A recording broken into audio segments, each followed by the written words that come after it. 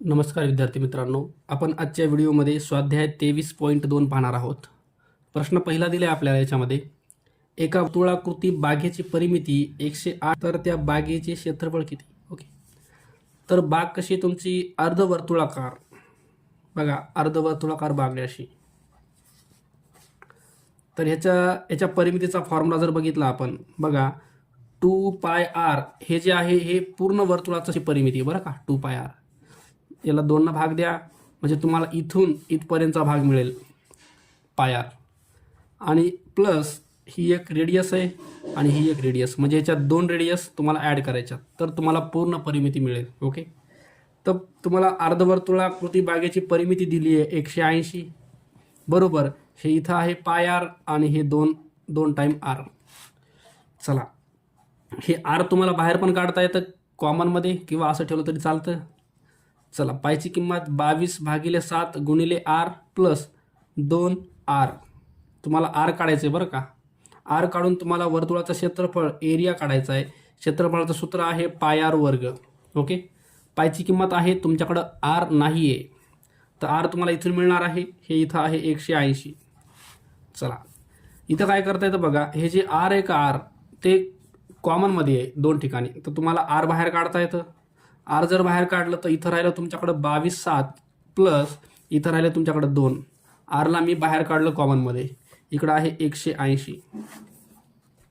180 बरोबर आर गुणिले ह्यांचा तिरकस गुणाकार करा. 7 दोन्ही 14, 14 आणि 22, बघा 22 आणि 14, तर हे तुमचं 36/7 जशाला तसं. 180 गुणिले 7 वर जाईल आणि 36 जे आहे ते खाली येईल बरोबर आर.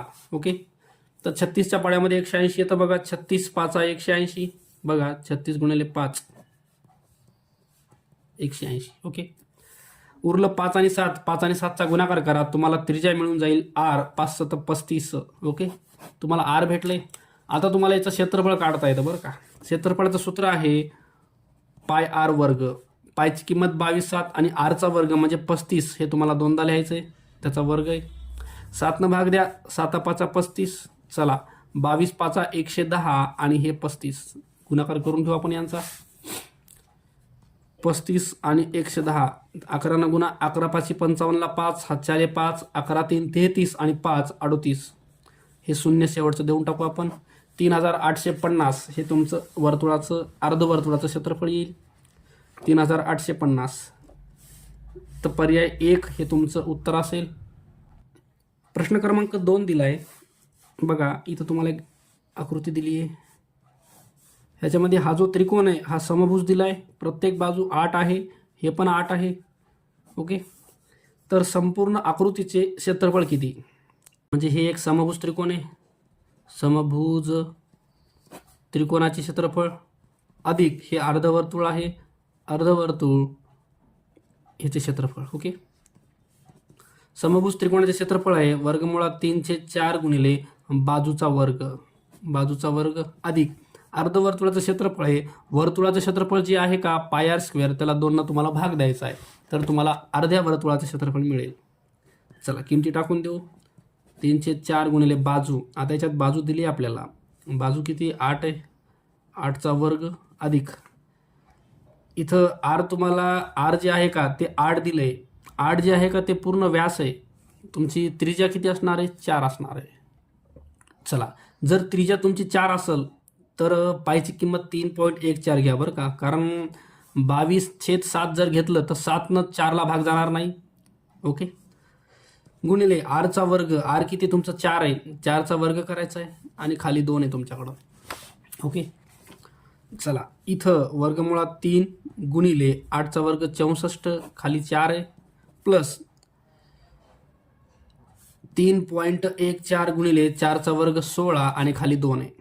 चला, भाग देऊ आपण 2 भाग द्या, 8 येतं. त्याच्यानंतर इथं 4 भाग द्या, 4 1 4, 4 6 24, 16. इथं यायले 16 गुणिले वर्गमुळात 3 अधिक इथं यायले 3.14 गुणिले 8. आता वर्गमुळात 3ची तुम्हाला किंमत दिली बरं प्रश्नामध्ये यांनी 1.73 दिले. तर हे येणारे 16 गुणिले 1.73 अधिक ह्याचा गुणाकार करून घेऊ. 8ने गुणू आपण याला. 8 चौक 32ला 2, हातच्या 3, 8 1 8 आणि 3 11ला 1, हातचा 1, 8 3 24 आणि 1 25, 25.12 आलं.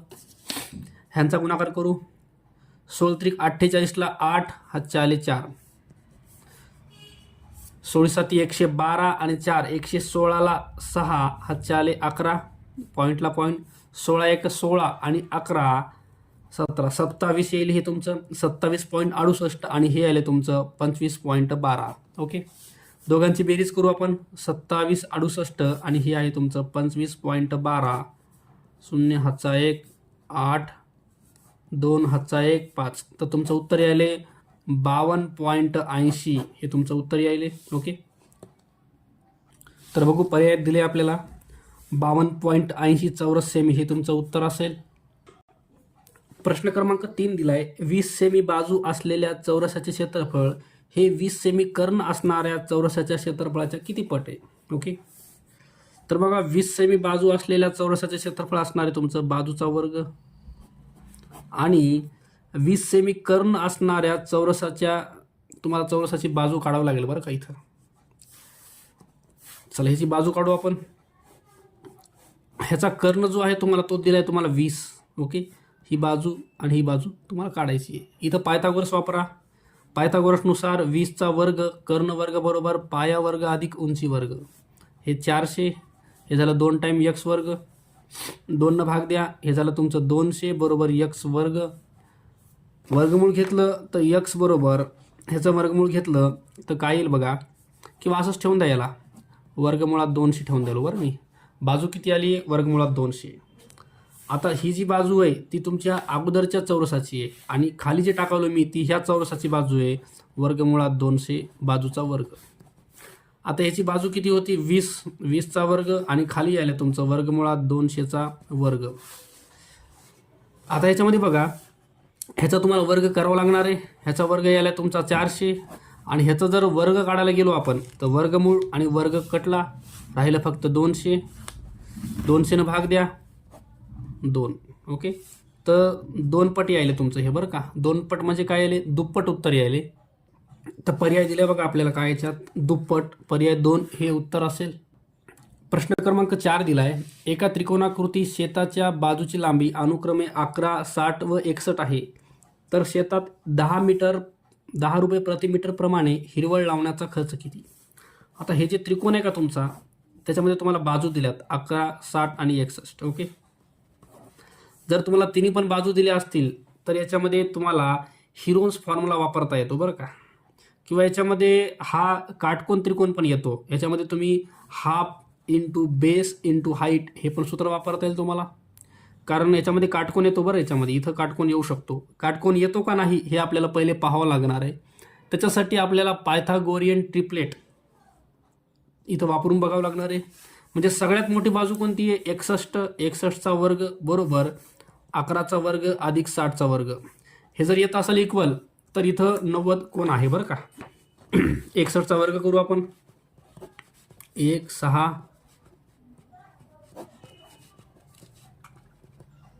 तर हे आले 3721. चला ह्याचं बघू. 11चा 121 आणि 60चा येतो 3600. बेरीज केली तर बरोबर हे पण तुमचं 3721 आले. 3721 आले आणि हे पण 3721 आहे बरं का. तर इथं हा 90चा कोण पडतो बरं का. इथं आपल्याला हाफ बेस हाईट हे त्रिकोणाचं क्षेत्रफळ सूत्र वापरता येतं. 1/2 गुणिले बेस जो आहे तो 60ला घ्या किंवा 11ला घ्या.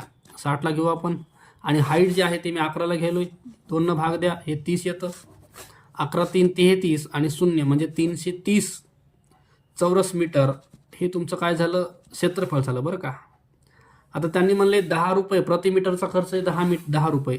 तर 330 रुपयाला 10 जर गुणलं तर तुमचं उत्तर यायले 3300 रुपये. हे तुमचा एकूण खर्च मिळाला आहे 3300 रुपये. ओके, बघू पर्यायात आपण.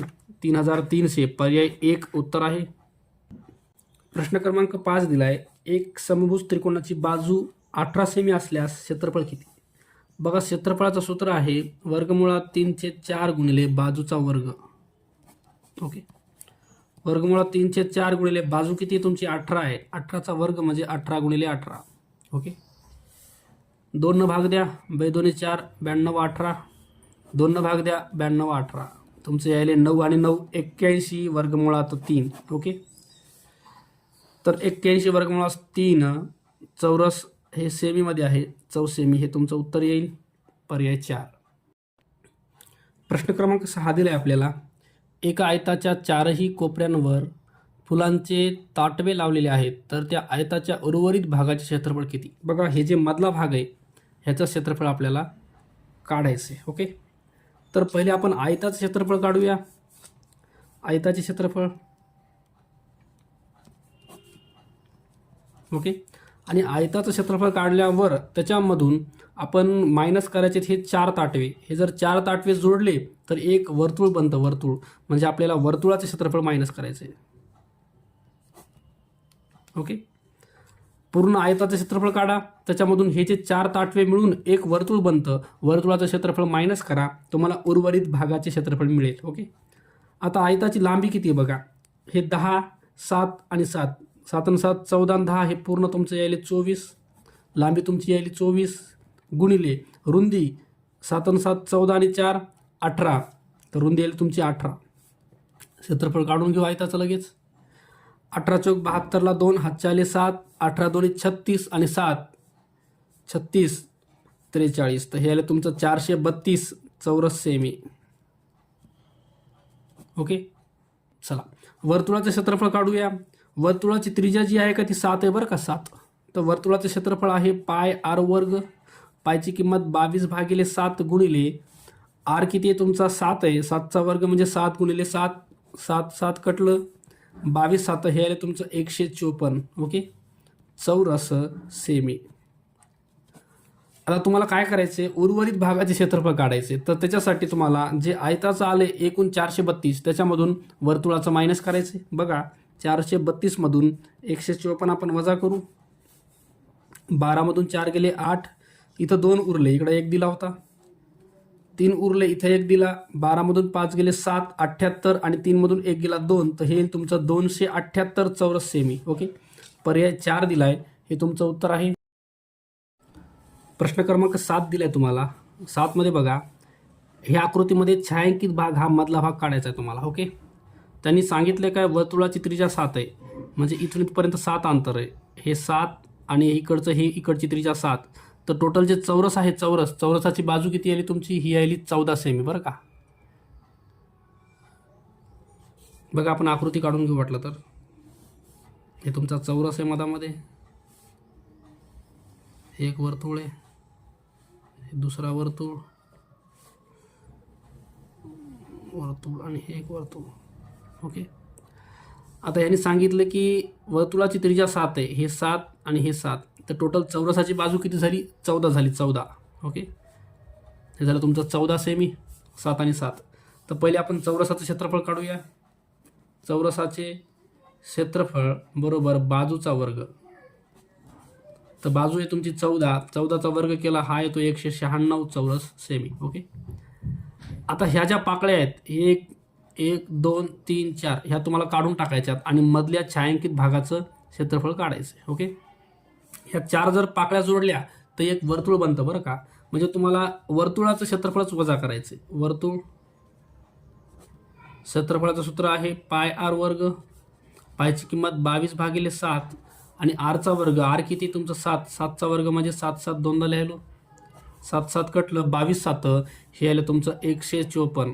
ओके, तर हे पूर्ण चौरसाचं आहे, त्याच्यामधून हे वर्तुळ 4 पाकळ्या जोडल्या की एक वर्तुळ मायनस केलं की हे मधलं छायांकित भाग तुमचं उरतं. ओके, 196 मधून तुम्हाला मायनस करायचं आहे 154 2 4, तर हे तुमचे यायले 42 उत्तर यायले. ओके, बघू पर्यायात आपण. पर्याय क्रमांक 2 हे तुमचं उत्तर असेल 42 चौरस सेमी.